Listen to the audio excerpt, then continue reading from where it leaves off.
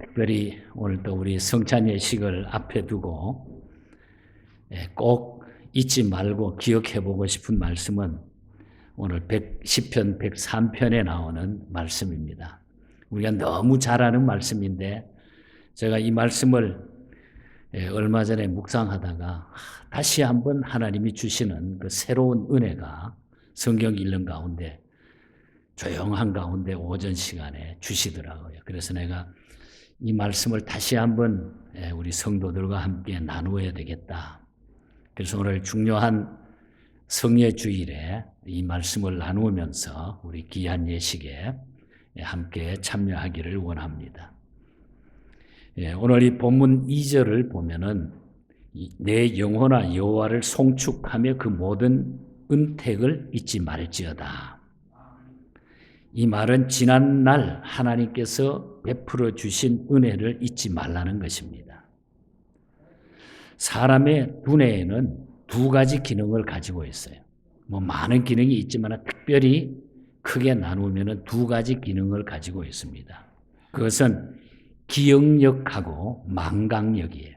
기억하는 거하고 잊어버리는 거. 오래오래 사건이나 문제를 기억하는 능력이 있는가 하면 모조리 잊어버리는 망각증, 건망증도 있다는 것입니다. 그러나 우리 주님의 은혜를 잊어버리면 안 됩니다. 우리가 건망증이나 망각증이 생겨가지고 주님의 은혜를 잊어버리면 안 된다는 거예요. 다른 사람의 이름을 잊어버리고 얼굴을 우리가 잊어버릴 수 있지만은 늘 함께 생활하고 한 집에 살고 한 이불 덮고 살았던 아내를 보면서 누구시더라 한다면 이거 보통 문제가 아니죠. 그렇잖아요. 또 자기 남편을 보고 누구시더라. 그래야 되면 곤란한 거예요. 그런데 요즘은 그 치매라는 것 때문에 그런 일이 생긴다는 거예요. 아마 그런 분들을 간호하기도 하고 또 옆에서 모시는 분들도 계시지만은 참 그런 모습이 안타깝죠. 웃어 넘길 일이 아니라 우리에게는 그런 일들이 하나님의 은혜를 늘 생각하면서도 하나님을 향해서 하나님 그게 누군데? 하나님 뭔데? 이렇게 잊어버리고 산다는 거예요. 주님의 은혜로 구원받고 종된 사람이 주의 은혜를 잊어버린다고 하면은 중증 영적 치매 환자입니다, 여러분. 주님의 은혜를 잊지 마십시다, 여러분. 주님의 은혜는 어떤 은혜며 왜 잊어서는 안 되는지 오늘 이 성례 주일에 이걸 살피면서 우리 귀한 예식에 동참할 것입니다. 먼저 주님의 은혜는 죄악을 사하시고 구속하신 은혜가 주님의 은혜라는 거죠. 3절에 보면은 그가 내 모든 죄악을 사하시며 또 4절에 보면은 내 생명을 파멸해서 속량하시고 구속하시고 두 가지를 우리가 여기서 기억해야 돼요. 하나는 모든 죄악을 사해 주신다는 거. 모든 죄악을 사하신다. 우리 조상 아담과 하와가 지은 죄, 남자와 여자가 따로 지은 죄, 수많은 별들보다도 더 많은 죄를 주님은 단번에 용서해 주신다는 거예요. 단 용서받는 조건이 있는데 믿어야 된다는 거예요. 그래서 우리는 예수 믿게 되면은 모든 죄악을 사함받게 되는 줄 믿습니다, 여러분. 여러분 너무 쉬워서 우리가 모릅니까? 정말 이거는 너무 귀한 일이에요. 모든 죄악을 사하신다.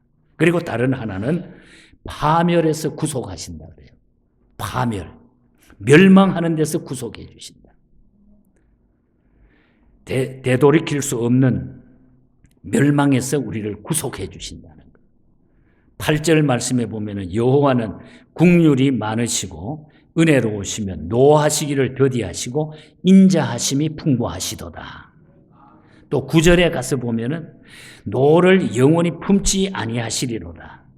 또 10절에 가서는 우리의 죄를 따라 처벌하지 아니하시며 우리의 죄악을 갚지 아니하셨으니 그뿐 아니라 12절에 가서 보면은 동이 서에서 먼 것 같이 우리의 죄가를 우리에게서 멀리 옮기셨다. 이상의 이 구절들을 우리가 살펴보면은 하나님께서 우리의 죄를 어떻게 어느 정도 용서하시는가를 쭉 설명하고 계십니다. 하나님은 죄를 미워하시지만은 죄인까지 미워하시지는 않는다는 거예요. 하나님은 죄악을 심판하시지만은 회개한 사람은 심판하지 않으신다는 거죠. 하나님은 우리의 앉고 일어섬을 다 아시고 계신다고 그랬어요. 속마음도 아신다고 그랬어요.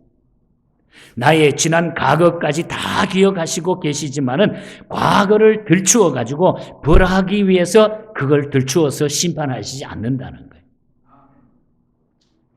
두 가지 이야기를 해보면은 하나는 요한복음 4장입니다. 어느 날 예수님께서 사마리아 수가성 우물가에서 물길로 나온 어떤 여자를 만나게 되죠. 이 여자는 지난날 5 남편을 거느리고 살았던 분이에요.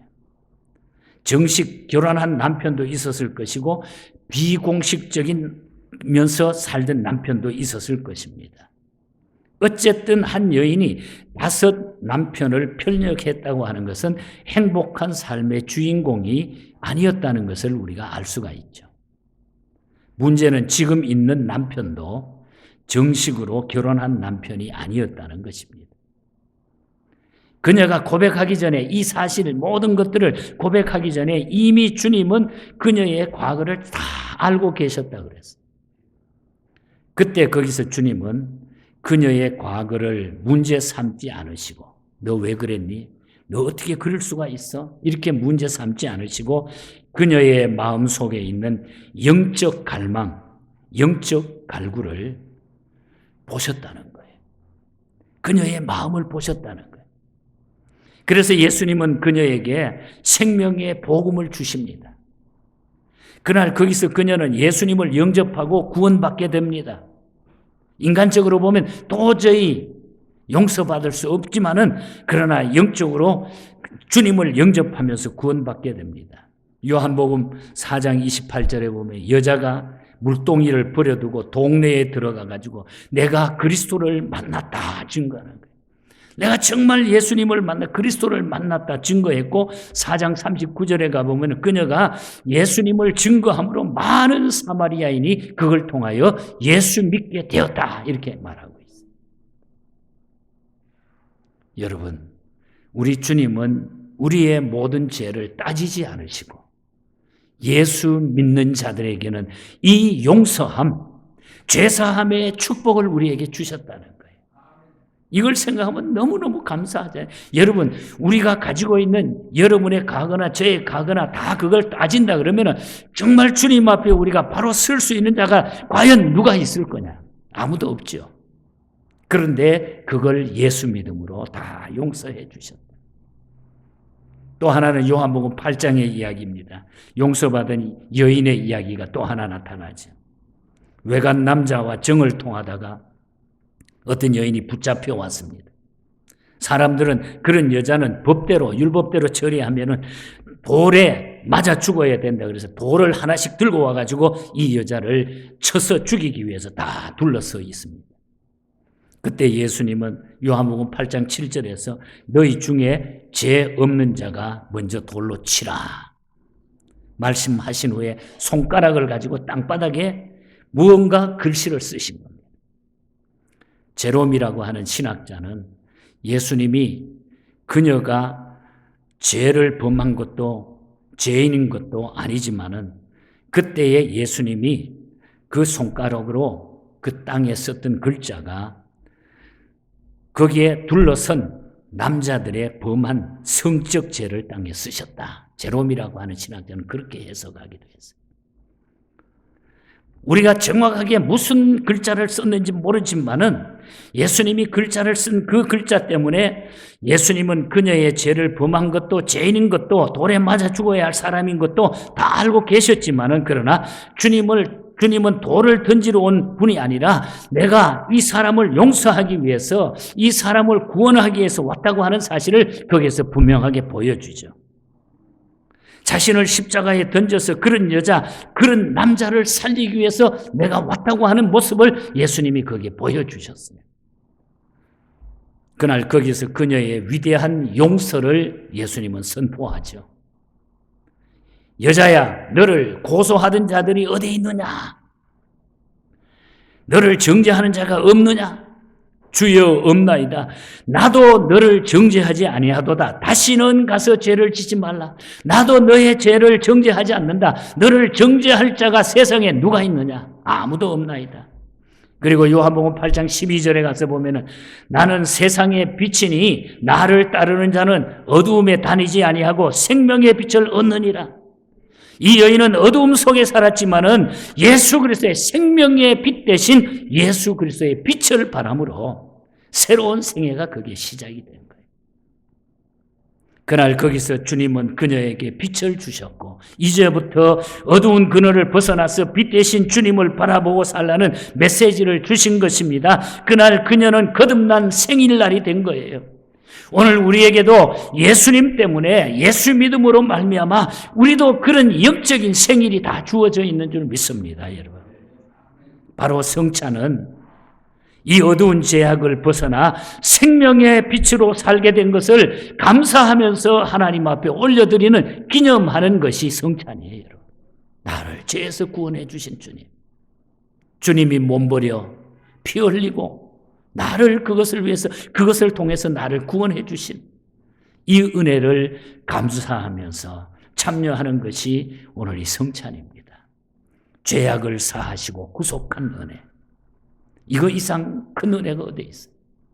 여러분 이 은혜를 감사할 수 있기를 축복합니다, 여러분. 이것을 진정으로 감사할 수 있어요. 그 다음에 두 번째로는 모든 병을 고치시는 은혜를 주셨어요. 모든 병을 고치신다. 3절을 보면은 내 모든 병을 고치시며 병원에 가게 되면은 신상에 관한 차트를 만들고 진료를 우리가 다 받게 되죠. 미국같이 좋은 나라는 다 자기 의사가 정해져 있어가지고 거기 가면 자기 차트가 다 있잖아요. 내가 뭐가 부족하고 어떤 부분이 약하고 늘 그걸 보고서 체크해 나가지 않습니까? 그리고 그 다음에는 만약에 잘못되면 진찰하고 상태에 따라가지고 어떤 데는 엑스레이 촬영도 하고 CT 촬영도 해보고 또 심각하면 MRI까지 찍게 되고 또 내시경 검사 등 정밀 검사를 우리가 다 받게 되잖아요. 몸이 안 좋고. 환자의 상태를 섬세히 철저하게 알아야 치료 방법이 나오기 때문에 아주 자세하게 세밀하게 검사하는 것이 오늘 이 시대가 아닙니까? 그런데 오늘 본문 14절을 보게 되면은 이는 저가 우리의 체질을 아시며 우리가 단지 먼지일 뿐임을 기억하심이로다. 내 몸이 병든 것도 내 체질도 이미 다 아신다 그래서 우리 주님은 촬영하지 않아도 MRI 찍지 않아도 내시경 검사 안 해도 우리 주님은 내 체질을 다 아시는 분이시다. 믿습니까? 시편 104편 24절에 보면 주께서 지혜로 그들을 다 지으셨다 그랬어요. 주께서 지혜를 가지고 우리를 다 만드셨다는 거예요. 여러분 그렇게 믿으십니까? 주님이 나를 지으셨는데 왜 그 주님과 자꾸 멀어지려고 그래요? 지은 자한테 가면 최고지. 시편 139편 13절에 보면 주께서 내 내장을 지으시며 나의 모태에서 나를 만드셨다. 내 내장도 주님이 지으셨고 모태에서 어머니 뱃속에서부터 나를 만드셨다. 믿으십니까? 예. 시편 139편 16절에서는 내 형질이 이루어지기 전에 주의 눈이 보셨다. 그래서 내가 다 형질이 만들어지기 전에 주님의 눈이 이미 보셨다. 아주 철저하게 확실하게 우리에게 보여주는 메시지들이. 주께서 나를 지으시고 오장육부를 만드시고 내 형체를 만드셨기 때문에 의사보다 CT보다 MRI보다 나를 더 자세히 안다고 하는 그런 얘기예요. 우리 주님은 다 아신다는 거예요. 그래서 능히 고치신다고 하는 것이 시인 다윗의 고백인 겁니다. 우리 주님이 다 고치신다. 주목할 것은 죄와 병은 깊은 상관관계를 가지고 있다는 거예요. 죄하고 병. 상관관계를 가지고 있다는 거예요. 그런데 주님이 죄를 용서하시고 사하시기 때문에 병도 고쳐주신다는 이 얘기예요. 시편 107편 20절을 보면은 그가 그의 말씀을 보내요. 그들을 고치시고 위험한 지경에서 건지셨도다 그랬어요. 주님은 말씀으로 나를 구원하시지만은 영적으로도 살리시지만은 육신적으로도 고치시고 위경한 어려운 지경에서 나를 건져주시는 분이 우리 주님이시라는 거예요. 믿음대로 될 줄 믿습니다, 여러분. 복음서를 보면은 예수님께서 병자를 고치실 때에 안수하시고 손을 잡아 주신 경우도 있지만은 대부분은 보면은 말씀을 가지고 치료하셨어요. 믿음대로 되리라. 믿음대로 되리라. 내 병에서 놓여 자유함을 얻으라. 가라. 네 믿음대로 될지어다. 믿음대로 될지어다. 내가 어떻게 믿음을 가지고 사느냐. 거기에 따라서 모든 것들은 좌우된다는 거예요. 그렇다고 나는 이렇게 아프고 내가 믿는데 왜 나는 안 고쳐질까? 그 속에도 하나님의 뜻이 있는 거예요. 하나님의 기회가 있고 뜻이 있다는 거예요. 그래서 우리는 예수 바로 믿고 믿음 생활 바로 하게 되면 절대로 우리가 건강 때문에 낙심해서 죽어가는 영원히 죽는 영원히 제사함 받고 구원받는 이 여기에서 놓치는 그런 일이 안 생긴다는 얘기예요. 주님이 나를 붙잡아 주시기 때문에. 요한복음 11장에 보면은 죽은 지 나흘 된 나사로를 살리신 이야기가 기록되어 있습니다. 나흘 된 사체를 흰천으로 얼굴과 수족을 다 동여맸습니다. 냄새가 나겠죠, 이미 벌써. 그 나라는 벌써 하루만 지나면 썩어지는데. 주님은 천을 풀어라, 수족을 풀어라, 사체를 무덤 밖으로 끌어내라 이렇게 말씀하지 않으셨어요. 한마디로 말씀하셨어요. 나사로야 나오라. 요한복음 11장 44절에 보면은 죽은 자가 수족을 배로 동인채로 나오는데 그 얼굴은 수건에 쌓여 있더라 그랬어요. 한마디로 그냥 나사로야 나오라 그랬더니 그냥 나왔어. 벌떡 일어나서 죽은 시체가 살아나왔다는 거예요. 그래서 풀어놓아 다니게 하라 그랬어요. 주님 자신이 말씀으로 이 땅에 오셨고 주님이 하시는 말씀이 곧 능력의 말씀이 되어서 병자를 고치시고 죽은 자를 살리신다고 하는 이 놀라운 믿음의 메시지를 우리에게 분명히 주시는 말씀입니다. 오늘도 그 말씀을 믿는 자들은 고침받고 구원받고 영생을 얻게 된다. 모든 병을 고치시는 은혜, 이것이 하나님에 달려있다고 하는 겁니다. 우리를 죄에서 구속하시고 모든 병을 고치시고 이거에 대해서 우리가 감사하는 거예요. 그래서 오늘 이 성찬 예식은 주님이 나에게 주셨던 그 은혜, 나는 믿습니다. 나는 그대로 따라가기를 원합니다. 이 고백을 하면서 이 예식에 우리는 기념하면서 동참하는 것입니다. 끝으로 한 가지 더 말씀을 드리면 좋은 것으로 만족해 하시는 은혜입니다. 5절에 보면은 좋은 것으로 내 소원을 만족해 하사 내 청춘을 독수리같이 새롭게 하시는도다. 이 성경 읽어도 너무 좋잖아요. 좋은 것으로 내 소원을 만족해 해주고 청춘을 독수리같이 새롭게 한다. 절차와 과정이 있어요. 가만히 읽어보면 죄를 사하시고 병을 고치시고 좋은 것으로 채워 만족해 하시고 그 다음에 독수리같이 새 힘을 주셔서 하늘을 날게 해주신다. 과정이 있어요. 과정. 누가복음 11장 11절 이하에 보면은 그런 말씀이나 너희 중에 아비된 자가 아들이 생선을 달라 하면 생선 대신에 뱀을 주며 알을 달라 하면 정갈을 주겠느냐 하는 말씀입니다.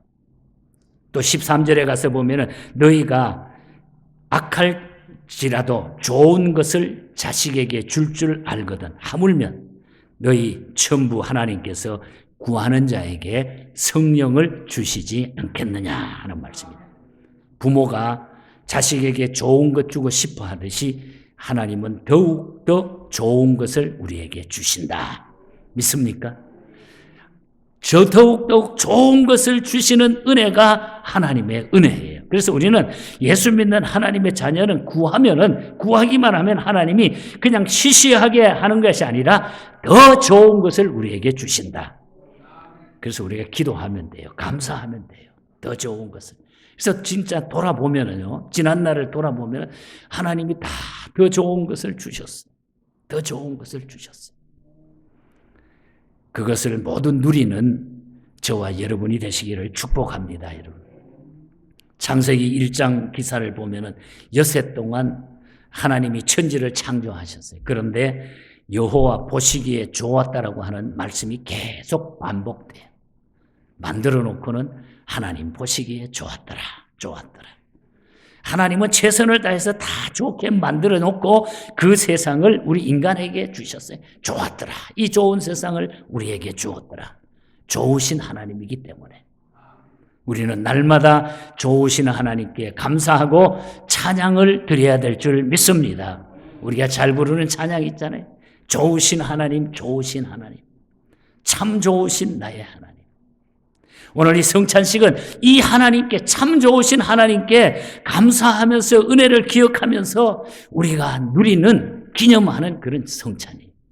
주님이 우리에게 이 놀라움을 주셨다. 누구에게? 누가 이것을 준다는 거? 누가 줍니까? 감사하는 사람에게 준다는 거예요. 하나님께서 감사하는 자에게 이 놀라운 좋은 것을 주신다는 거예요. 은혜를 잊지 않는 사람에게 이 놀라운 것을 주신다는 거예요. 그래서 오늘 본문 1절과 2절을 보면 내 영혼아 여호와를 송축하라. 내 속에 있는 것들아 다 그 거룩한 이름을 송축하라. 내 영혼아 여호와를 송축하며 그 모든 은택을 잊지 말지어다. 송축하며 하나님의 귀한 은혜를 잊지 않기를 바랍니다, 여러분. 이 귀한 은혜를 우리가 감사해서 오늘 이 예식에 동참할 때 하나님은 우리에게 더 놀라운 은혜를 주실 줄 믿습니다. 항상 입버릇처럼 어떤 할머니가 90 넘은 할머니가 그랬대. 빨리 죽어야지. 빨리 죽어야지. 라면서 불평을 늘 했답니다.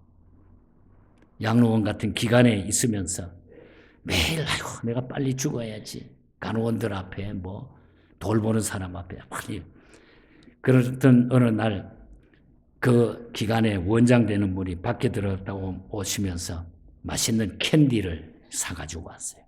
그래서 그 캔디를 직원들에게 나누어 주면서 그리고 나중에 몰랑몰랑한 캔디 젤리 하나를 그 불평 많은 할머니에게 주면서 그 원장이 그랬답니다. 할머니 빨리 죽고 싶다 그랬죠.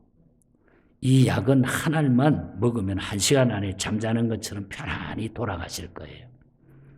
어렵게 구해왔으니까 제가 나간 다음에 침대에 편안하게 옷 갈아입으시고 누우신 다음에 눈 감고 이 젤리 하나를, 이 약 하나를 드세요. 그럼 아주 편안하게 돌아가실 거예요. 그랬더니 그냥 이 할머니가 화를 벌컥 내면서 원장이 누구를 죽으라고 해? 내가 참말로 그랬나? 그냥 줬던 캔디를 그냥 칵 던져버리더래요.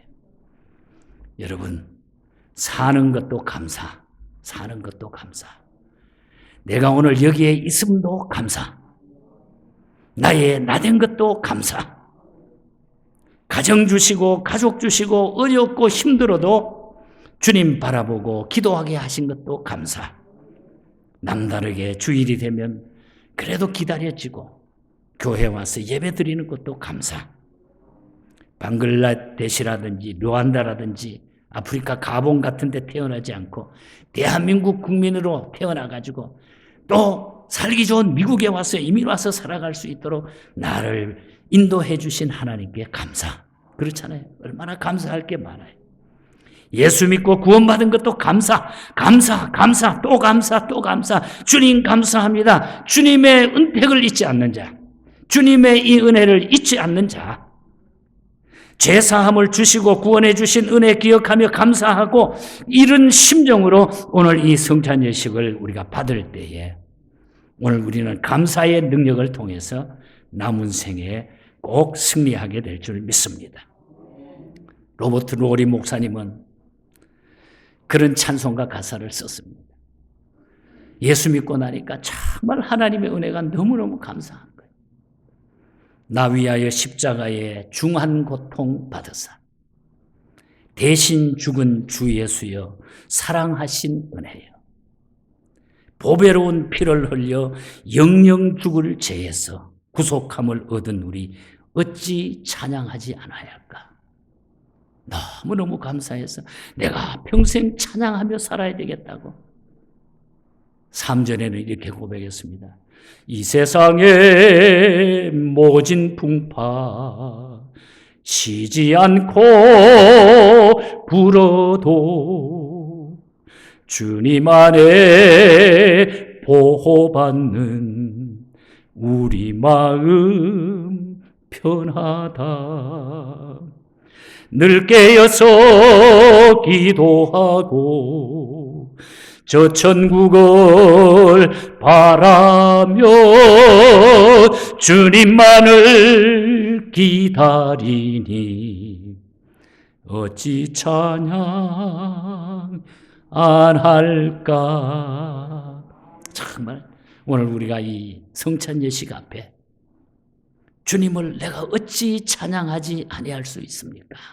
구속의 은혜를 감사하면서 이 예식 속에 우리의 믿음을 고백하고 주시는 하나님의 능력을 회복하는 이 시간이 되기를 주님 이름으로 간절히 축복합니다.